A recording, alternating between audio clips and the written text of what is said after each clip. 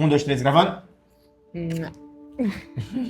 Eu tenho percebido nos últimos dias, com pessoas que eu tenho conversado, que há uma dificuldade de entender o que é uma vida devocional. Eu lembro que quando fiz o Legendário, por muitas vezes, alguns colegas que ali estavam, eles chegavam para mim e perguntavam: como é que eu faço o devocional? Como é esse lance de devocional? Como se fosse um mistério. Né? É uma coisa super difícil. Teve uma coisa que realmente mudou a nossa vida como casal, não só pessoalmente, não só o Rodrigo sozinho, a Fabiana sozinha, mas como casal.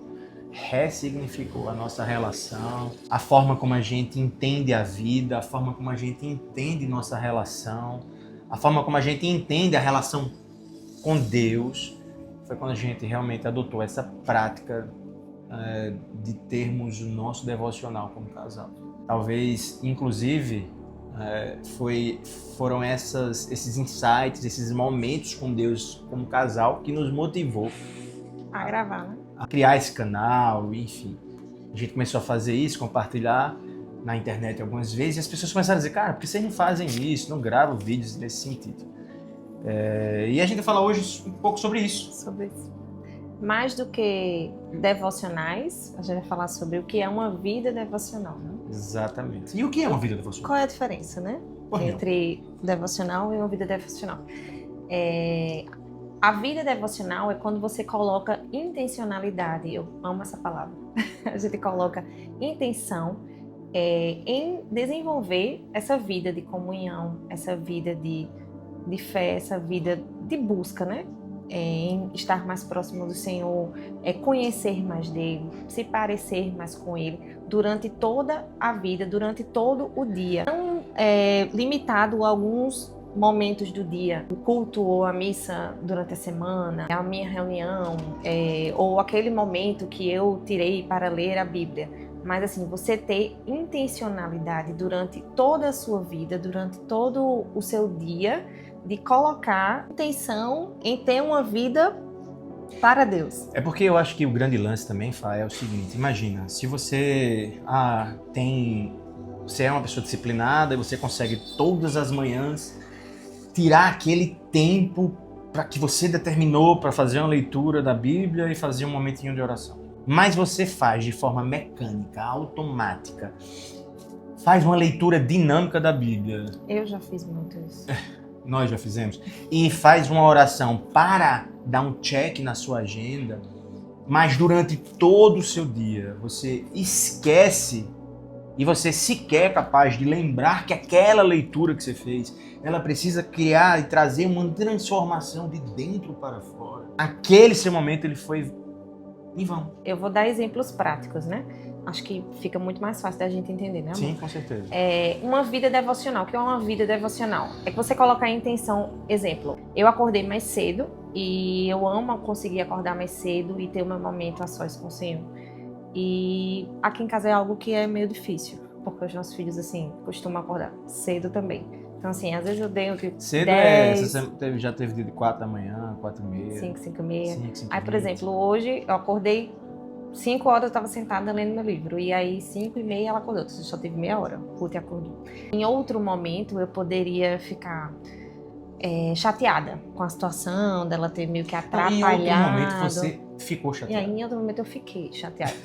Mas hoje eu consigo enxergar com gratidão. Gratidão pela minha filha. Então é isso, é mudar o olhar, mudar o coração, né? Diante das situações da vida. Então, que bom que a minha filha acordou, que bom que ela tá bem, que bom que ela me procurou. E aí a gente foi pro quarto dela e a gente orou juntas. E a gente foi pra janela e a gente orou juntas. Até postei um vídeo. Vida devocional. Exatamente, e oramos juntas. E aí a gente foi desenhar juntas. E me lembrei ontem também, quando eu fui trabalhar. E aí eu tava com um processo bem difícil e eu fiz: Senhor, vem trabalhar comigo. E quando eu falo assim, vida devocional é isso, é você saber que a sua vida com Deus, ela não se restringe a um determinado momento, foi como eu tinha falado antes.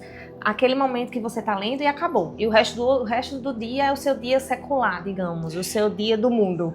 É porque às vezes a gente age exatamente como os fariseus, né? A gente tem a tendência de olhar para uma oração, olhar para a leitura da palavra e esse momento devocional como se a gente pudesse, de alguma forma, agradar a Deus, ou então alcançar favores de Deus por causa da nossa prática. E aí ela se torna uma prática vã, né? Eu lembro que, muito recentemente, eu tenho participado de algumas reuniões e elas ocorrem às 5h30 da manhã, uma reunião de preparação para o legendário, espiritual. E na última, mais uma vez, eu acordei 4h20 da manhã, porque eu pensei, cara, eu vou acordar mais cedo, vou ter o meu momento com o Senhor sozinho, e aí depois vai ter, às 5h30, o momento lá com o pessoal, a equipe que vai trabalhar no Legendários. O que foi que aconteceu? Quando estava para começar, Ruth acordou. E ela veio e, cara, ela simplesmente se jogou no meu colo. Inicialmente, no primeiro instante, a minha intenção foi falar: filha, papai tá no meio de uma reunião, algo importante, e orando. Pra Deus. Pra né? Deus e tal. Fica aí no teu cantinho e eu vou ficar só. Mas, cara, na mesma hora eu fui impactado, assim, pelo Senhor. Deixar vir as minhas criancinhas. Cara, tipo assim, véi, qual o problema dela aparecer na tela? Qual o problema de ela estar com você nisso? E é sobre isso, entendeu? É sobre você simplesmente entender que a vida, ela não é simplesmente uma agenda a ser cumprida. Entendeu? E eu posso falar, Rodrigo, sabe, com maestria sobre isso. Eu sou uma pessoa que eu sou muito disciplinada, eu tenho essa característica. E essa disciplina às vezes atrapalha, você pode achar que ajuda, mas às vezes atrapalha, no caso da vida com Deus, em alguns aspectos. É bom porque é mais fácil para cultivar esses momentos, né, de oração, de leitura da palavra, mas ao mesmo tempo também pode ir para o outro lado, que é se tornar algo mecânico, como as minhas outras tarefas. Então, tipo assim, eu equiparar uma outra tarefa e virar algo mecânico e rotineiro, como também a questão de quando eu não fizer, eu ficar muito chateada, tipo assim, de ficar muito chateada por não ter conseguido cumprir e esquecer da graça. Esquecer, assim, que o mais importante que o Senhor quer com a gente, com essa vida devocional que a gente tá falando aqui pra vocês, é comunhão. Mas que Deus quer se relacionar comigo. E assim, não porque um dia especificamente eu não consegui ler o capítulo inteiro da Bíblia que eu me propus, ou ler o livro que eu também me propus a ler, que eu tô em débito com Deus, ou que, tipo assim, Deus tá chateado comigo. Deus sabe as minhas circunstâncias. E ele proporciona esses momentos para eu conhecer a Ele, para Ele se revelar a mim. Então, assim, levar isso com mais leveza, com menos legalidade, né? Não, inclusive, Fabiana, tem uma coisa que me chama a atenção, é que houve, e ainda há em alguns grupos, uma ideia bem interessante, assim. Tornou-se até status, né? Ler a Bíblia em um ano. Já percebeu isso? Fabiana mesmo... Nunca fui essa pessoa. Ela tinha muito isso. Mas era meio que status, né? Eu já li a Bíblia toda 7 vezes. Já li a Bíblia toda 10 vezes esse ano?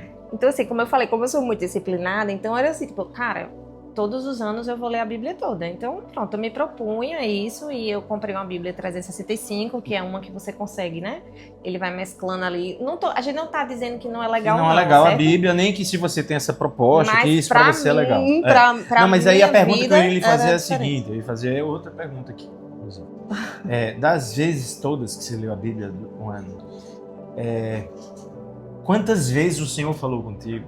Como Ele tem falado nos últimos tempos, quando a gente se propôs a ler um capítulo por mês? Por exemplo, se a gente for contar de janeiro para julho, que a gente... Não, agosto, né? Acabamos de chegar em agosto, a gente leu Marcos... Não, Mateus, Marcos, Lucas, João. Acho que leu quatro livros.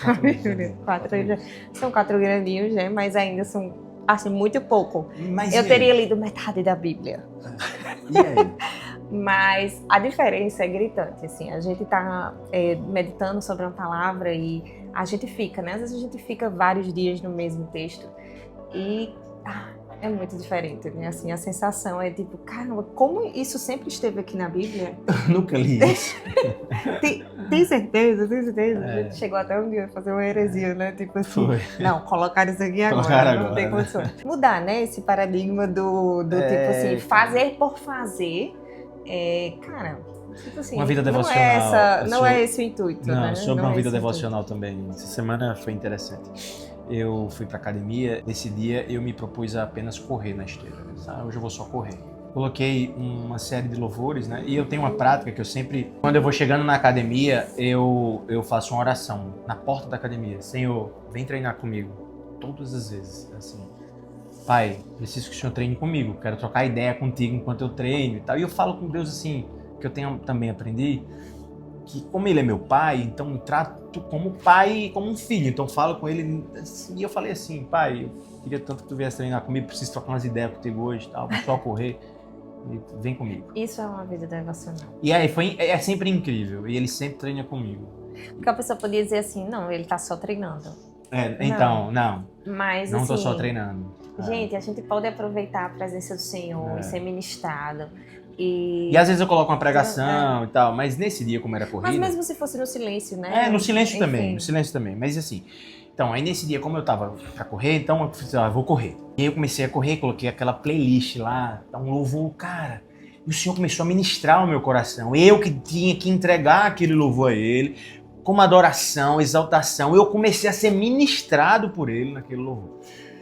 E aí eu terminei, corri 50 minutos e eu fui para o caixa no estacionamento para pagar lá. Começou um louvor no fone e eu comecei a cantar alto assim enquanto eu ia me dirigindo. E nem é uma prática minha, eu nem fico espalhafatoso assim, mas eu não me contive e eu comecei a cantar e a cantar. E o cara que estava recebendo lá o estacionamento olhou para mim assim com a cara, esse cara tá meio doido. E eu passei e tal, e fui indo. Cara, quando eu cheguei no estacionamento, assim, eu tive um momento com o Senhor, assim. Eu fui, assim, levado por Ele. Quando eu entrei no carro, eu tava aos prantos dentro do carro. Passei uns 10 minutos dentro do carro, assim, sendo ministrado por Ele, assim. Eu cheguei em casa, assim, anestesiado com tudo isso. Isso é uma vida devocional. E é sobre isso que a gente tem tentado, por vezes, falar aos nossos amigos, aos nossos familiares, que não existe nada mais rico do que desfrutar da presença do Senhor. E pegando esse gancho de Rodrigo, eu queria até falar de um livro que eu li esses dias, Espaço para Deus. É bem fininho, como vocês estão vendo, eu digo que é um livretinho e dá para ler numa sentada, como eu digo.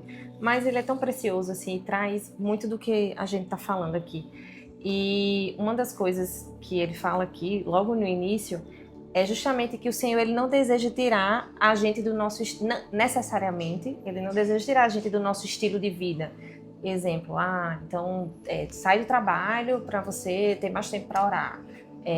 Enfim, não é questão de você virar um monge e budista não, mas virar um monge e ficar lá...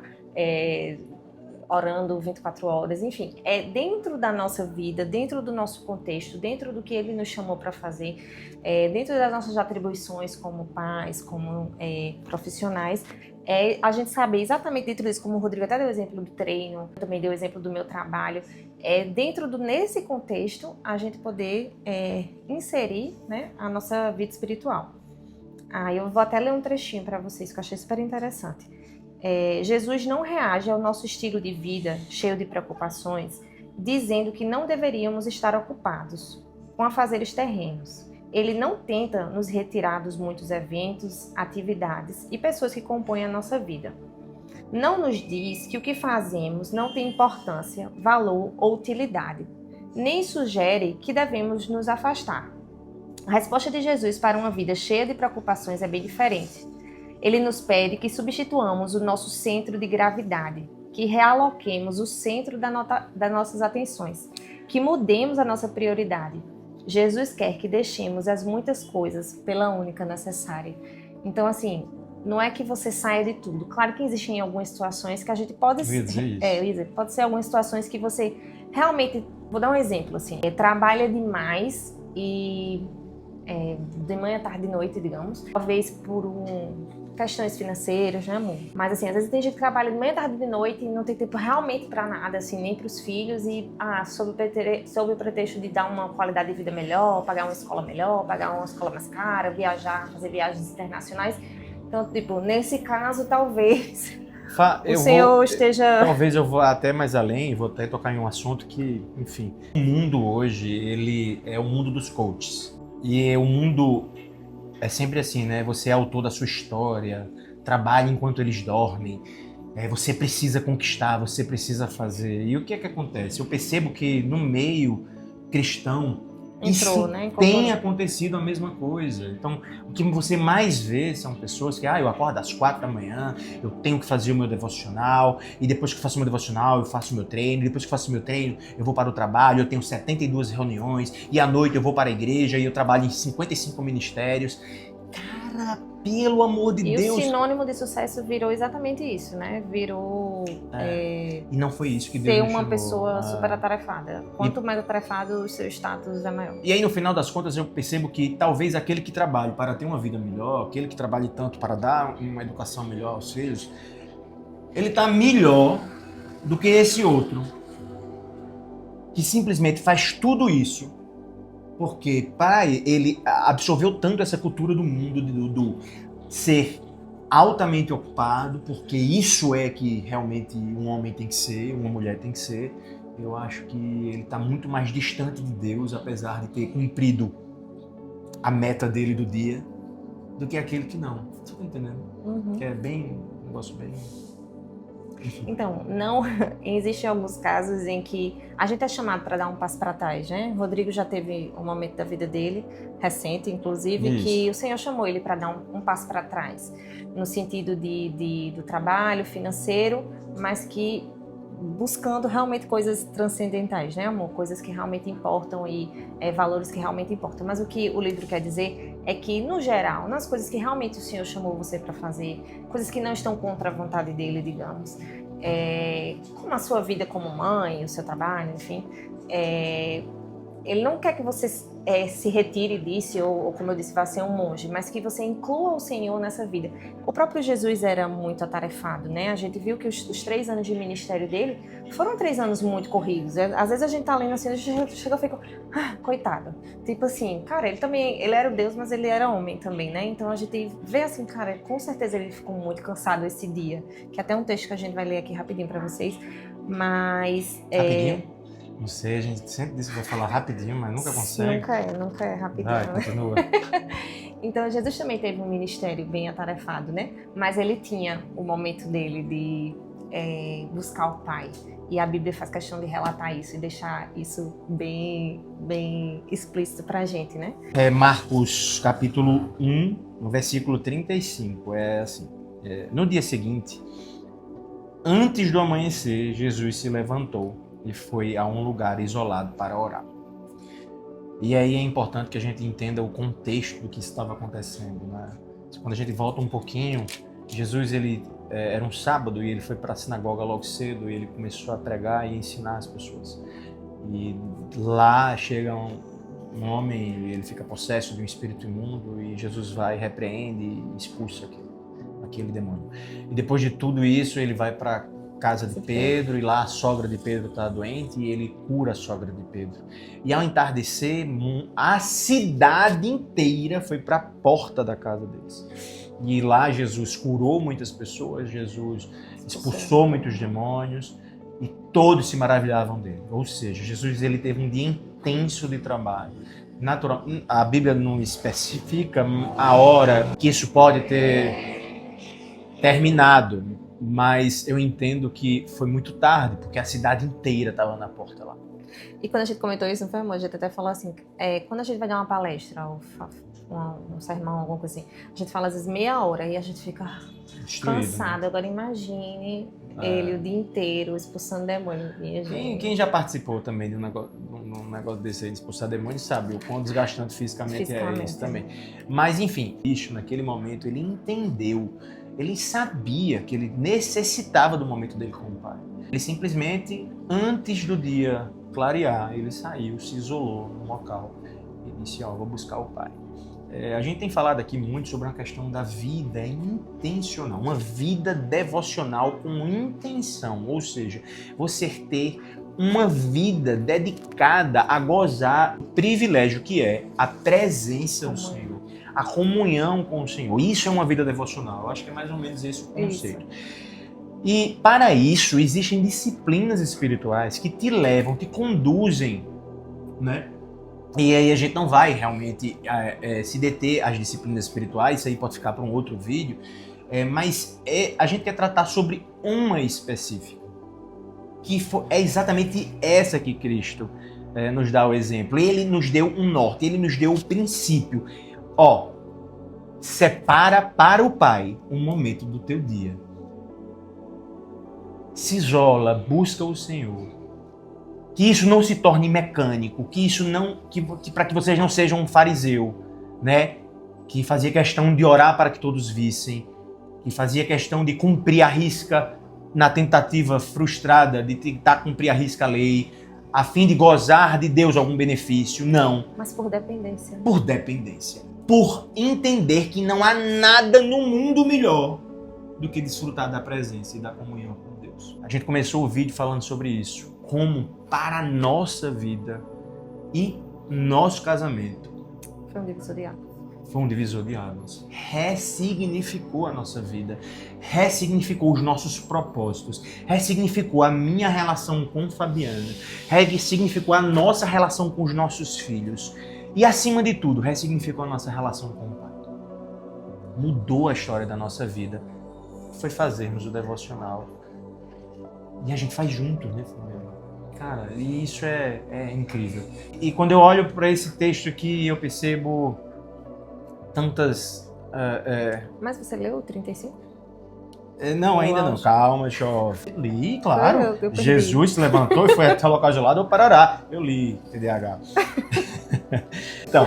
Eu perdi essa parte. É o seu TDAH, sem remédio, você tá assim... Mas então... E aí a gente consegue extrair tantos princípios disso aqui, né? E a primeira coisa que eu claramente vejo é que para Cristo não existia cansaço físico como desculpa, né? Que o impedisse de ter o momento dele com o Senhor. Porque ele entendia exatamente isso, que era muito mais importante gozar da presença do que estar dormindo um pouco a mais. E depois de um dia super cansativo. E aí, por causa de ter acordado mais cedo e ter tido esse momento com o pai dele, né? Ele conseguiu, vocês podem ler depois nos versículos. Não, mas aí eu leio. Tu vai ler? Aí eu vou ler, claro. Então, aí quando ele volta, né?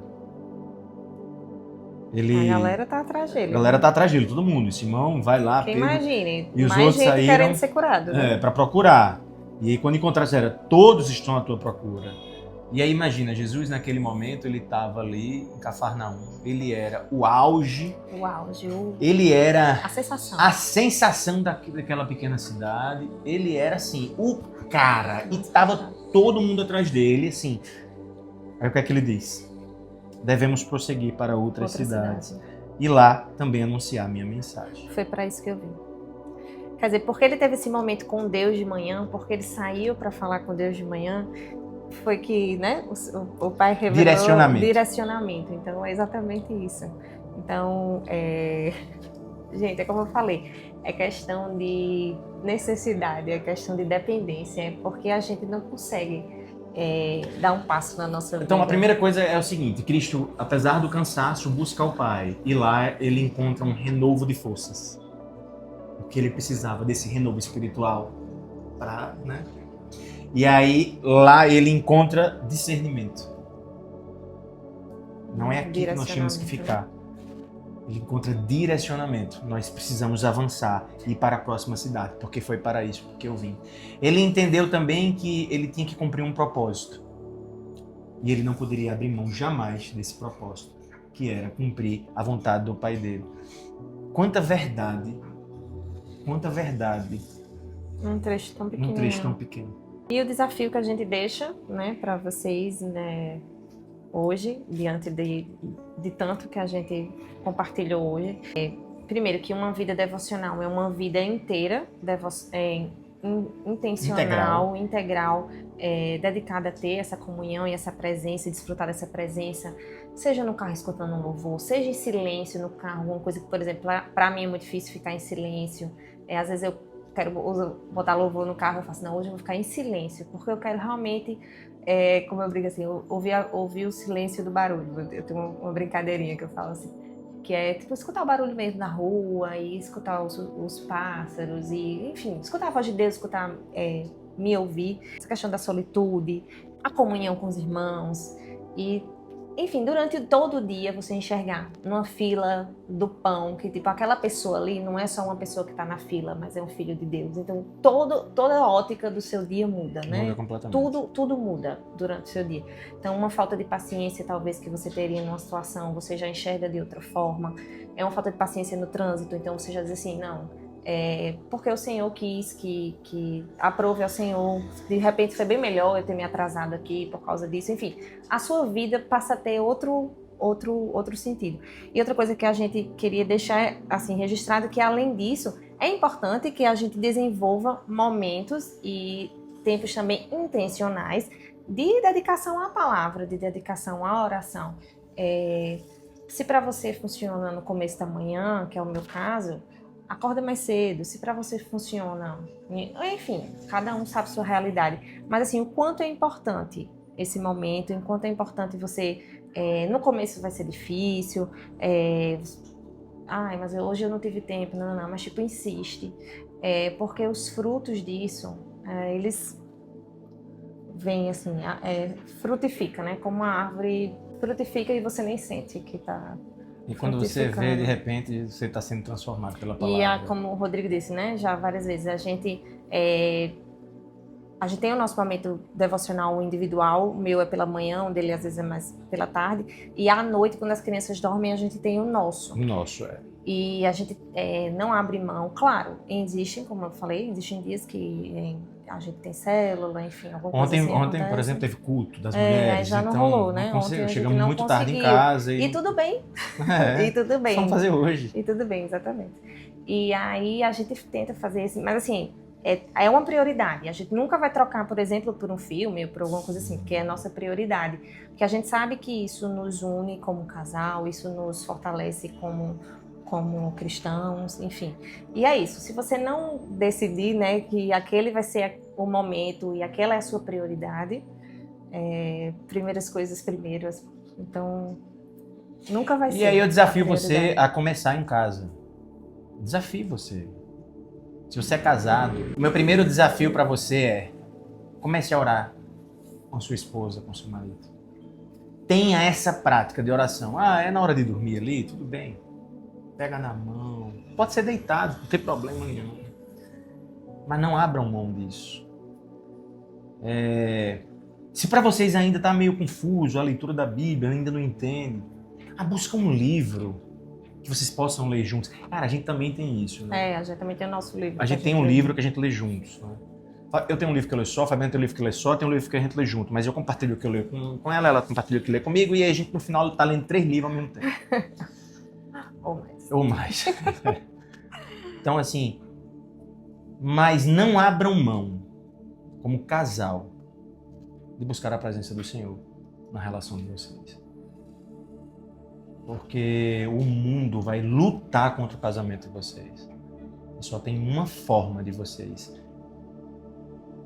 se permanecerem de pé. Se vocês estiverem aos pés do Senhor. É isso. É isso? Deus abençoe vocês. Deus abençoe vocês.